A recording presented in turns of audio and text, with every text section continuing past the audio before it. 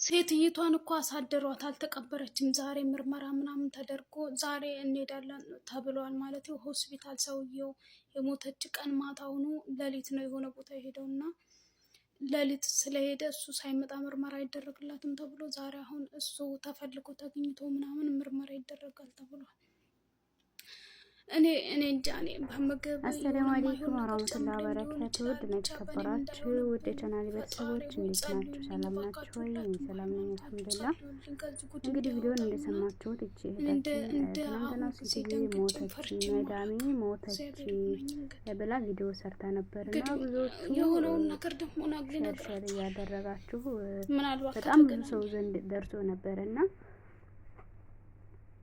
ትክክል ነው ወይ? ትክክለኛ ይቺ ሴትዮ ሞታለች ወይ ወይስ አልሞተችም? እና ደግሞ ይቺ ልጅ አሁን ሴትዮዋ ያልሞተችው ሞታለች ብላ እንደዚህ በሚዲያ እያሰራጨች ብትያዝ አሁን የሚደርስባትን ነገር አስባችሁታል ወይ? እስኪ እናንተ ምን አስተያየት አላችሁ ማለት ነው? ምክንያቱም እኔ አላቅም፣ አላሁ አለም ትሙት አትሞት አላቅም። ግን ሌላ ሰው ደግሞ እኔ ጎረቤቷ ነኝና አልሞተችም ውሸቷን ነው አልሞተችም ብላ ሌላ ልጅ ደግሞ በዛው ጎረቤቴና ብላ ቪዲዮ ሰርታ ነበር ማለት ነው።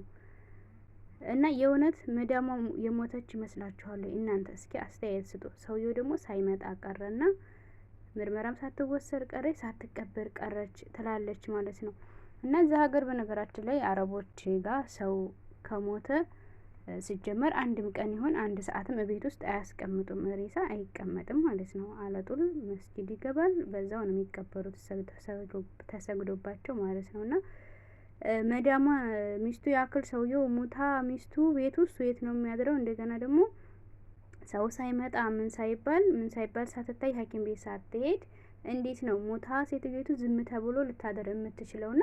አረ ተው እባካችሁ ፎሎ ወይም ደግሞ ታዋቂ ለመሆን ብላችሁ ያልሆነ ነገር አትስሩ ማለት ነው ሀባይ። ምክንያቱም ዙሮ ተጠምጥሞ ራሳችሁ ላይ የሚመጣውን ጦስ አታውቁም ማለት ነው። ምክንያቱም እስኪ ይቺ ልጅ እርግጠኛ ነኝ የለበሰችው ዩኒፎርም ነው እንዳያችሁት፣ ኮንትራት ቤት ትመስለኛለች የምትሰራው፣ ኮንትራት ነው የሚመስለኝ። ይሄንን ሴትዮዋ ብታቅ ያልሞተችው ሙታለይ ብላ ይሄንን ሴትዮዋ ብታቅ ምንድነው የሚፈጠረው? እስኪ እናንተ አስቡት ማለት ነው።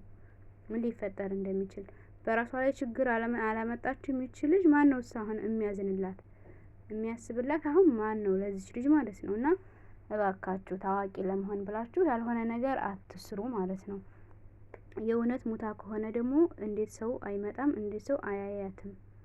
እና እስካሁን ሰውየው አልመጣም ነው ያለችው። እስቲ እንግዲህ እውነት መሆንና አለመሆኑን አብረን እናያለን ወደፊት ማለት ነው።